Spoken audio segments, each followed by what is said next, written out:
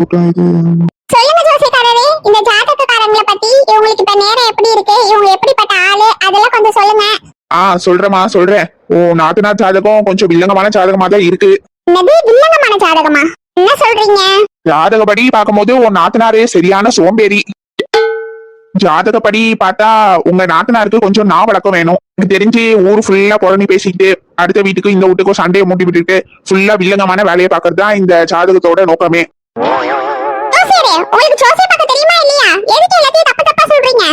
ஏமா நான் இந்த ஜாதகத்துல என்ன இருக்கோ அதை தான் சொல்றேன். நாத்தனார் பத்தி சொல்லணும்னா அடுத்த வீட்டுல வாங்கி திங்கிறது தான் வேலையே. ஒரு வேலையும் செய்யாம தண்டமா எப்படி இருக்கணும்னு உன் நாத்தனாரை பார்த்து தான் கத்துக்கணும். ஜோசியரு உங்க நாத்தனாரை பத்தி புட்டு புட்டுல வைக்கிறாரு. அது மட்டும் இல்லம்மா, உன் நாத்தனாரு உங்க வீட்டுக்கு ரெண்டகம் பண்ண கூட தயங்க மாட்டா. சரியான சுயநலவாதி. தான் மட்டும் தான் நல்லா இருக்கணும்னு நினைப்பா. அடுத்தவங்க நல்லா இருந்தா வயிறு எரிவா. ஆக மொத்தம் இந்த ஜாதகத்தை பொறுத்தவரை நான் முன்னாடியே சொன்ன மாதிரி சரியான வில்லங்க புடிச்ச ஜாதகம். என்னம்மா என்னாச்சு?